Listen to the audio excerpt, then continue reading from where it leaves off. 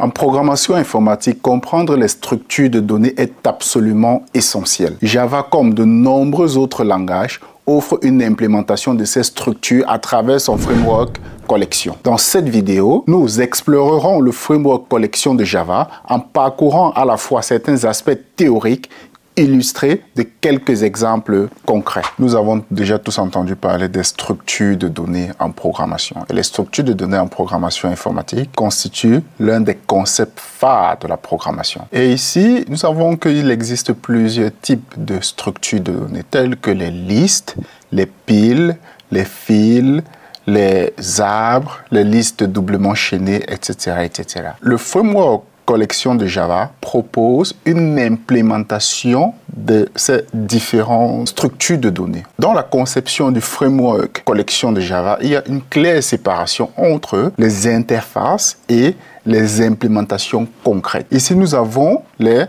interfaces de notre framework. Nous allons le voir tout à l'heure. Avant de parcourir ces différentes interfaces, je pense qu'il est important de définir en fait ce que c'est qu'une interface. Et pour l'expliquer, parce que je pense qu'il est important de bien comprendre ces notions. Et pour l'expliquer, je vais juste te présenter cette image. Cette image, c'est un interrupteur.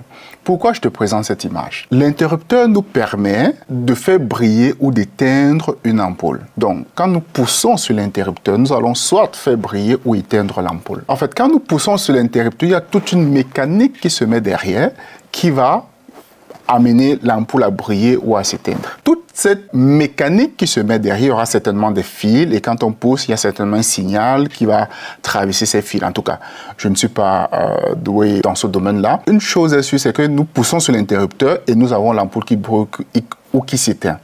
L'interrupteur ici là peut représenter ce que nous appelons une interface. Pourquoi? Parce que supposons que demain nous avons un rongeur qui passe, je sais pas moi, sur le fil qui connecte les deux et il ronge un fil. Ensuite, ce qui va se passer, c'est que quand nous allons pousser sur l'interrupteur, nous n'allons plus avoir le comportement escompté. Nous allons certainement faire appel à un technicien qui lui va voir ce qui se passe, qui va certainement changer le fil et après notre ampoule pourra fonctionner normalement. Quand nous allons pousser à nouveau sur notre interrupteur, il fonctionnera comme attendu. Qu'est-ce qui s'est passé? Le technicien a certainement changé le fil ou alors changer un certain nombre d'éléments, mais il n'a pas modifié l'interrupteur. L'interrupteur ici, c'est notre interface. Mais il a modifié les fils ou toute la mécanique derrière que nous pouvons considérer en fait comme une implémentation. Avec une même interface, nous pouvons avoir diverses implémentations.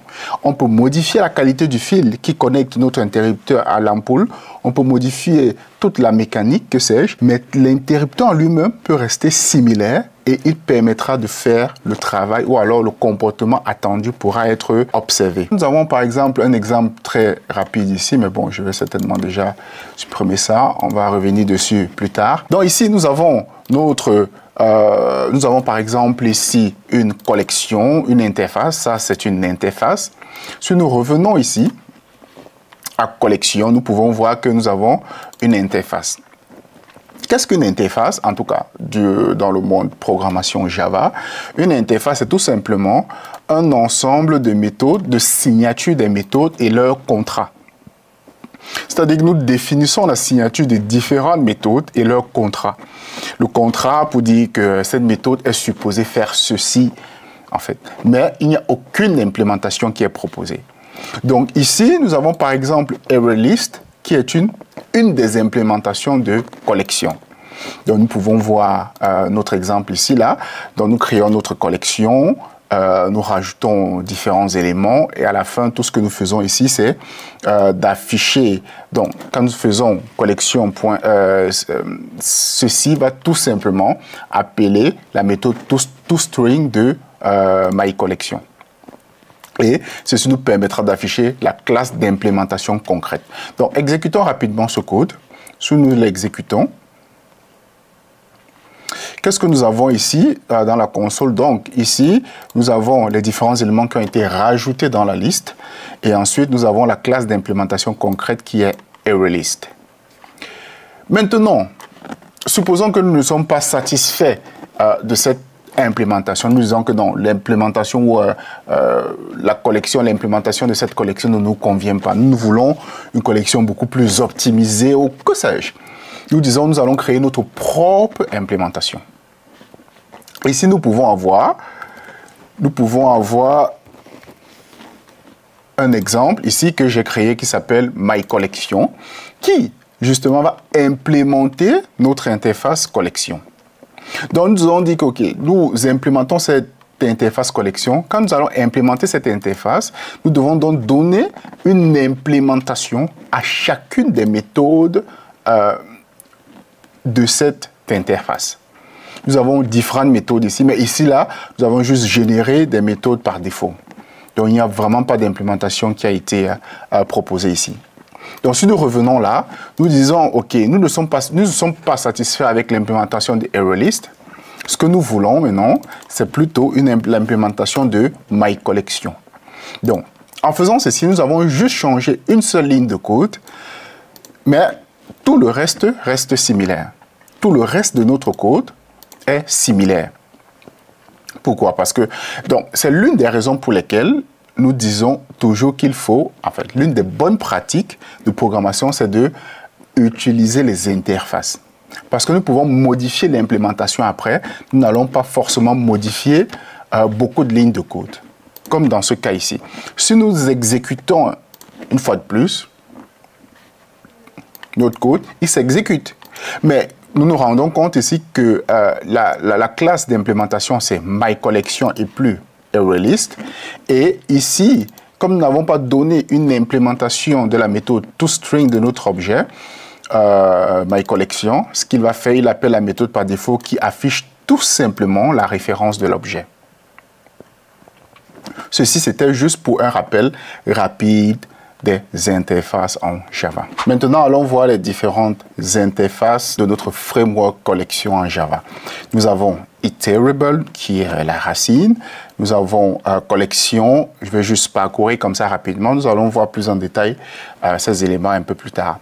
Nous avons donc l'interface list, set pour les ensembles, queue pour les fils, sorted set, navigable set. Nous allons le voir tout à l'heure, les maps. Donc, dans le framework collection de Java, il y a deux principaux concepts. Donc, nous avons d'abord les collections en eux-mêmes et ensuite les maps. Donc, pour les maps, nous avons les sorted maps, navigable maps. Et dans cette interface collection, nous avons également l'interface iterator, list iterator, qui, quelque part, implémente étant l'interface iterator. Nous allons voir un peu plus ça tout à l'heure. Et nous avons l'interface Random Access. Bon, ici, nous avons les différentes classes d'implémentation des collections. Donc, ici, nous avons les différentes interfaces. Et là, nous avons les différentes classes d'implémentation, les différentes implémentations. Donc, pour ces différentes implémentations-là, nous avons les linked list. Bon, tout ce qui est abstract, ce sont des classes, en fait, qui ont encore des méthodes abstraites, c'est-à-dire des méthodes à implémenter. Généralement, ce sont des classes qui vont implémenter une interface, mais ne pas implémenter toutes les méthodes de cette interface-là. Donc, nous avons ici les différentes classes abstraites. Nous avons les abstract collection, abstract set, abstract queue. Bon, pour les implémentations concrètes de l'interface collection, en tout cas, nous avons les linked list, nous avons ArrayList, nous avons les hset dans les ensembles. Nous avons les link hset, les enum set, tree set, priority queue pour les queues ou bien pour les listes, pour les piles et les array deck. Nous allons voir ces éléments plus tard. Et pour les classes d'implémentation concrète des maps, nous avons, bon, comme toujours, nous avons ici un abstract map. Et ensuite, nous avons les classes concrètes. Nous avons ici hmap, link hmap, tree map, enum map, weak hmap, identity hmap. Nous n'allons pas voir tous ces éléments, en fait, toutes ces classes d'implémentation, parce que je pense qu'il y a des classes beaucoup plus utilisées et nous allons nous attarder sur cette classe-là. Maintenant, nous allons parler des listes. Une liste, c'est tout simplement une collection ordonnée. Donc, dans les implémentations des listes, nous avons les ArrayList et les linked lists. Donc, des array lists, une array list, c'est une séquence d'éléments basés sur des tableaux. Donc, un array, c'est un tableau basé sur des tableaux qui, en fait, vont grandir et qui vont rétrécir de façon dynamique. C'est-à-dire que le tableau va grandir ou alors rétrécir de façon dynamique. Et les array lists sont très effectifs ou alors pertinents quand nous devons obtenir ou lire des éléments à un index donné. Nous allons voir un exemple tout à l'heure. Ici, ensuite, nous avons les linked lists. Les linked lists, c'est une séquence d'éléments ordonnés. Donc, les linked lists sont utilisés de façon optimale quand nous voulons insérer ou supprimer des éléments à n'importe quel endroit de notre séquence.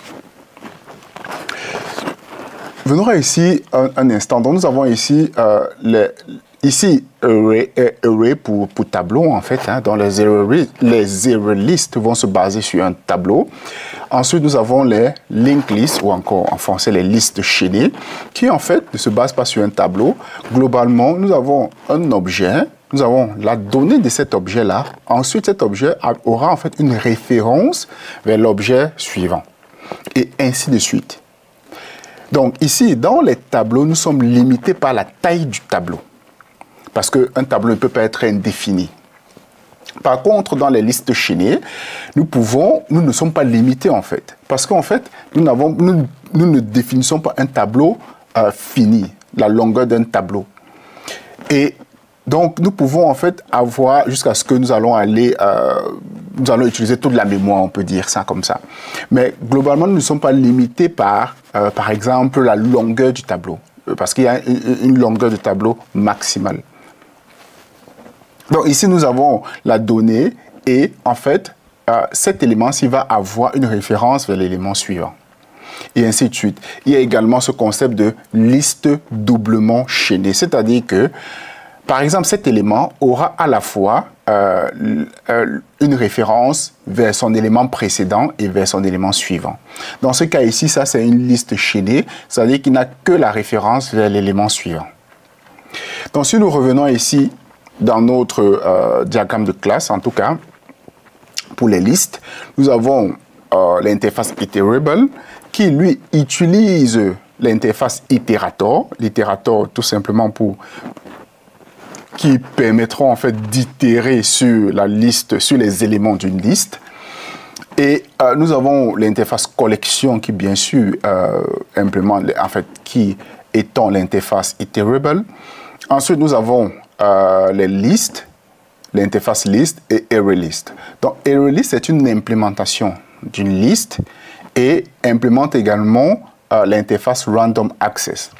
En fait, random access est ce que nous appelons en fait un marker interface. Donc, voilà, c'est une interface marqueur tout simplement. En fait, c'est juste pour mentionner le fait que les array lists sont construits en fait pour permettre l'accès à des éléments sont optimisés pour accéder à des éléments, à des index bien donnés de façon aléatoire.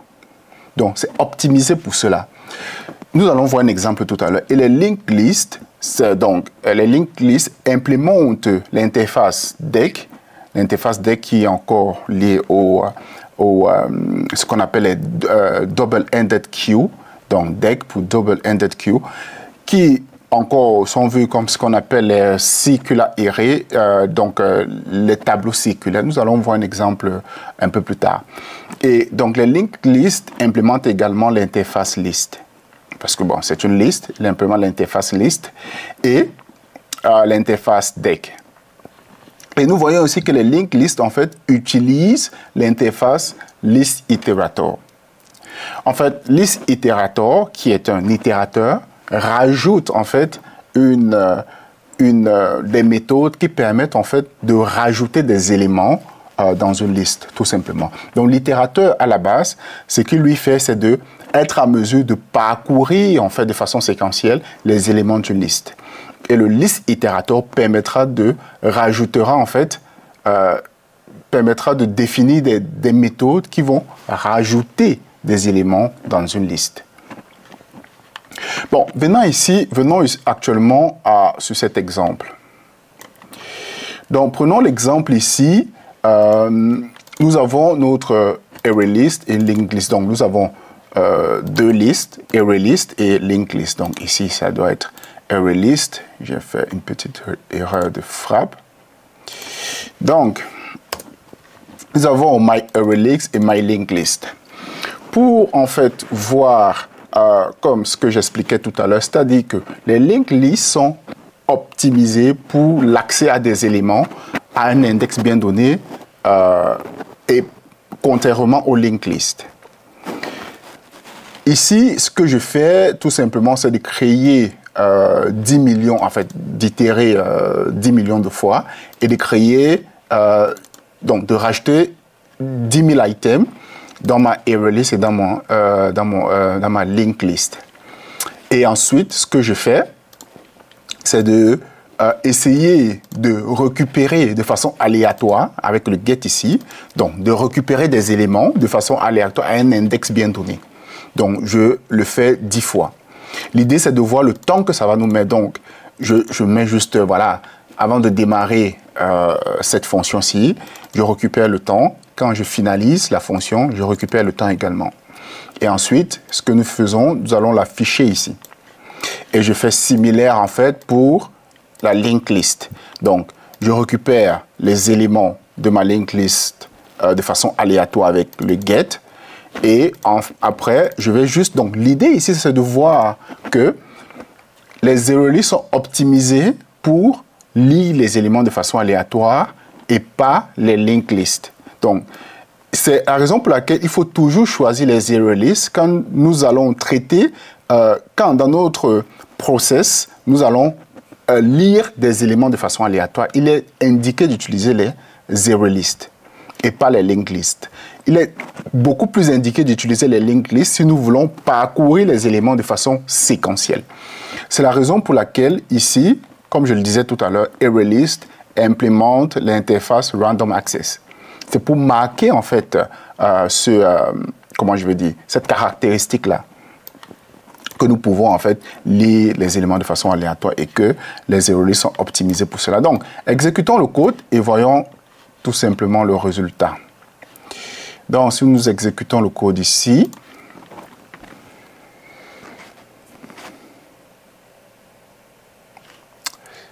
OK, nous nous apercevons de quoi? Donc, nous avons créé notre ArrayList et ensuite nous avons essayé de lire de façon aléatoire 10 éléments. Ça nous a pris quoi? Le temps mis pour lire 10 éléments dans une liste de 10 millions d'éléments, ça nous a pris 12 millisecondes pour une ArrayList. Par contre, pour une linked list, regardez, ça nous a pris 201 millisecondes. Donc, ça fait combien de fois? Plus de 10 fois? Non, plus de 20 fois, plus ou moins 20 fois.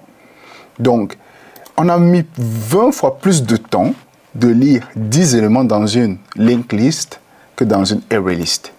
Maintenant, parlons des sets ou encore des ensembles. Nous avons des H-sets, donc nous voyons aussi les différentes implémentations des ensembles, des sets. Nous avons les H-sets, nous avons les link H-sets et nous avons les tree-sets. Donc, un H-set, c'est une collection non ordonnée des éléments qui, en fait, n'acceptent pas les doublons. Donc, un ensemble, en fait, c'est un ensemble de données qui n'accepte pas de doublons. Il n'y a pas de doublons. Donc, un H-set, donc, c'est une collection non ordonnée d'éléments qui n'accepte pas de doublons. Et le H-set, ici, en fait, se repose sur la méthode hashcode de l'objet pour pouvoir les stocker et les récupérer de façon optimale. Ensuite, nous avons les link H-set, qui en fait sont des ensembles qui gardent l'ordre dans lequel les éléments ont été insérés. Avec le H-set, nous n'avons pas d'ordre, c'est-à-dire que nous allons voir un exemple tout à l'heure. Nous allons intégrer ou alors rajouter des éléments dans notre set, mais le H-set ne garantit pas l'ordre dans lequel nous avons inséré ces éléments-là. Par contre, le link H-set va garder en fait l'ordre des éléments que nous avons insérés. Et le tree set, c'est un ensemble trié. Donc, ici, nous pouvons voir que voilà, toujours à la base, nous avons iterable qui, bien sûr, utilise iterator. Et ici, ensuite, nous avons collection, nous avons set, nous avons sequence, donc le link h7 implémente sequence set. Donc ici, là, pour marquer le fait que le link h7 garde vraiment la séquence, l'ordre d'insertion des éléments. Ensuite, nous avons le h7, nous avons le tree set. Sorted set, bien sûr, qui veut dire les ensembles triés. Navigable set, qui rajoute un certain nombre de méthodes. Ensuite, nous avons le tree set. Donc, allons ici voir notre exemple. Nous avons ici nos h7, donc nous avons my h7, my link h7 et my tree set. Nous avons en fait rajouté ces éléments dans l'ordre et nous allons voir le résultat que ça va nous produire. Donc ici, exécutons très rapidement ce code et voyons ce que ça nous donne. Donc, qu'est-ce que nous observons? Nous voyons ici, là, en fait, ce sont les mêmes éléments et je les ai bien mis dans l'ordre. Nous pouvons déjà nous apercevoir ici, hein, H7, 41, 100, 60, 11, 89. Pareil pour ici, pour le link H7 et pareil pour le tree set. Maintenant, au niveau de ce que ça nous affiche, qu'est-ce que nous observons? Nous voyons que le H7, en fait, n'a pas conservé l'ordre. En fait, nous avons commencé par 41, ensuite 100, mais en fait, il a mis un peu n'importe quoi. C'est ça le H7. Il ne garantit pas en fait l'ordre dans lequel nous avons inséré les éléments, que nous allons le récupérer dans le même ordre. Par contre, le link H7 ici, lui, il garde l'ordre dans lequel nous avons inséré les éléments. Vous voyez ici, nous avons d'abord inséré 41, ensuite 100, 100, 60, 11, 89. Ce qui est pareil ici, là, 41, 100, 60, 11, 89. Maintenant, le tree set, lui, il va ordonner il va trier les éléments de notre set, de notre ensemble. Nous voyons ici là que voilà, nous avons rajouté dans le même ordre, mais ici le tree set, quand nous essayons de le récupérer, nous voyons aussi en fait que nous avons un ensemble en fait ordonné. Nous avons d'abord 11, 41, 60, 89, ensuite 100. Donc c'est ça la principale différence entre les sets. Donc nous avons pour rappel, le H7 en fait qui est un ensemble non ordonné des collections qui ne garde pas en fait l'ordre. Donc déjà un ensemble qui n'accepte pas de doublons. Un set c'est un ensemble qui n'accepte pas de doublons. Nous avons les lignes H7 qui gardent l'ordre dans lequel nous avons inséré les éléments et le tree set en fait qui trie les éléments. À chaque fois que nous rajoutons un nouvel élément, il va le trier directement. Maintenant, nous allons parler des queues. Des queues ou encore des fils. Nous avons les array deck et les priority queue. Ici, j'ai fait un exemple, c'est priority queue. Donc, j'ai fait une erreur ici. Donc, nous avons les array deck. Les array deck qui veut encore dire, en fait, qui sont des tableaux circulaires, si on veut. En fait, ils peuvent se comporter comme à la fois des piles ou des fils. Donc, nous avons les structures de données piles et fils. Et les array deck peuvent, en fait, se comporter comme ces deux types de structures de données, en fait.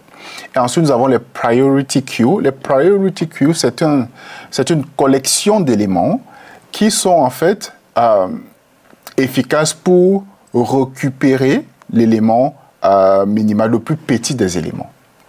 Donc, voyons très rapidement ici le diagramme de classe, ou peut-être commençons par le concept. Donc, je pense que les fils et les piles. Donc, pour les fils, nous avons ici un tableau, par exemple, de 4 éléments, dont nous avons rajouté à l'indice 0, 1, 2, 3 et 4. Dans le cas de la file, c'est le first in, first out. Donc, le premier élément qui a été inséré va être traité en premier. Comme dans une file, dans un magasin, par exemple. Par contre, la pile, nous avons inséré les éléments 0, 1, 2, ainsi de suite.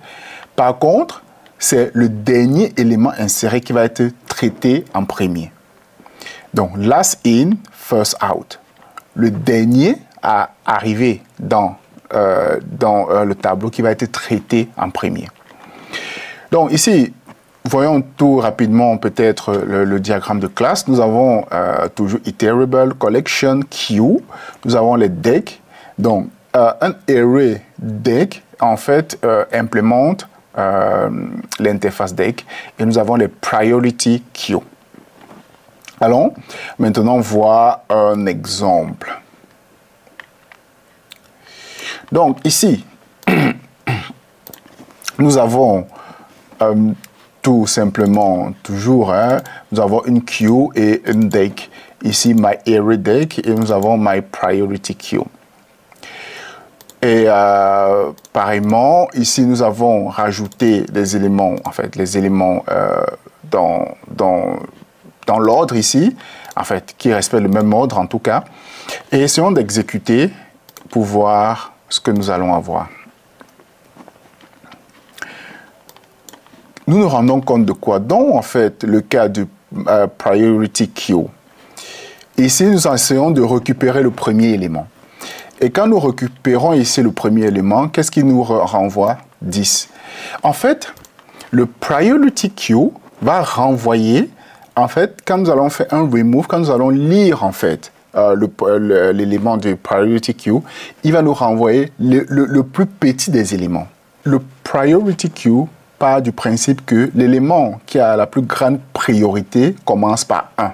Donc, c'est la raison pour laquelle ici, quand nous allons faire un remove de notre priority queue, qu'est-ce qui nous retourne en premier? 10. Parce que l'élément plus prioritaire, en tout cas, dans ces différents éléments que nous avons rajoutés ici, c'est 10. 10 qui a la valeur la plus petite, en fait. Donc, ici, c'est 10. Et ensuite, il nous renvoie 145 qui, ensuite, après 10, qui a la valeur la plus petite. Par contre, quand nous allons dans le array deck, qu'est-ce qu'il nous renvoie? Il nous renvoie, le premier élément, il nous renvoie 800. Pourquoi? Parce que pour array deck, en fait, dans ce cas ici, se comporte comme une pile, c'est-à-dire que le dernier à être inséré dans la queue sera le premier à être retiré. Donc, en fait, ici, tout simplement, nous, quand je fais remove last, c'est-à-dire qu'il va récupérer le dernier élément qui a été inséré dans la queue. Si nous faisons juste remove et nous exécutons à nouveau, allons voir ce que ça va nous donner. Si nous faisons juste remove, en fait, donc par défaut, ici, il va nous renvoyer en fait le premier élément que nous avons inséré. Donc, il va se comporter en fait comme, contrairement à ce que j'ai dit tout à l'heure, il va se comporter en fait comme une file. Donc, first in, first out. Il va se comporter comme une file ici. Pourquoi donc? Parce que le premier élément que nous avons rajouté dans notre array deck, c'était 145. Donc, c'est le premier élément en fait qu'il va retirer de cet array deck.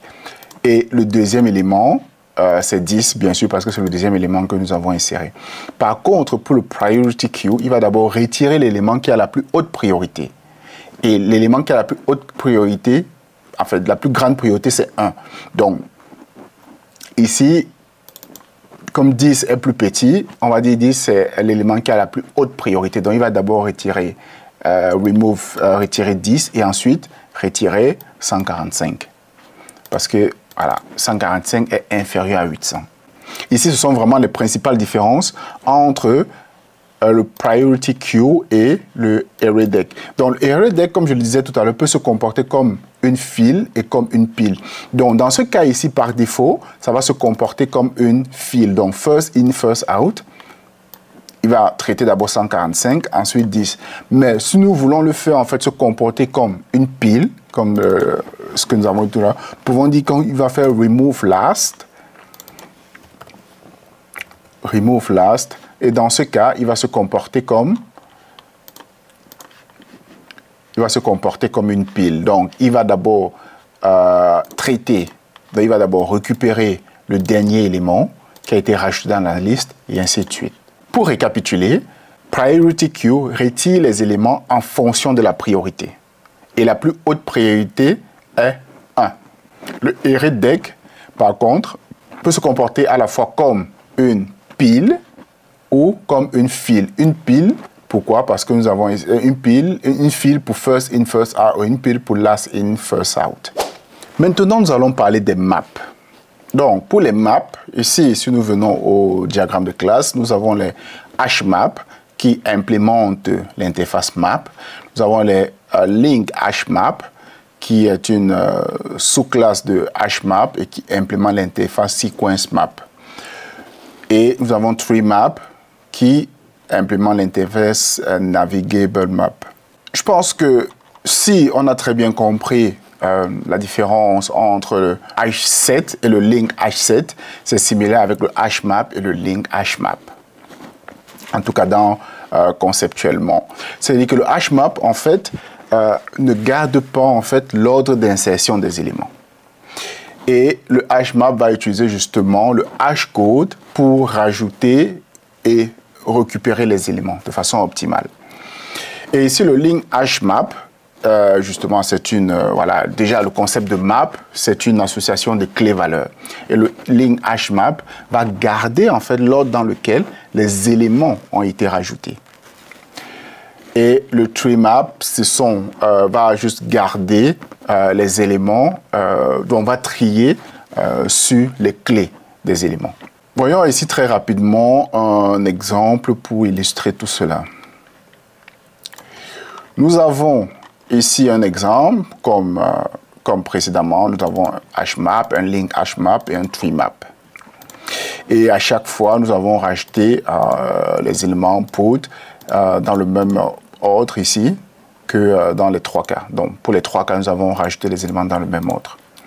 Donc, exécutons très rapidement et nous allons voir ce que nous avons comme résultat. Donc, si nous voyons, pour le HMap, nous voyons ici, en fait, qu'il n'a pas conservé l'ordre dans lequel nous avons rajouté les éléments.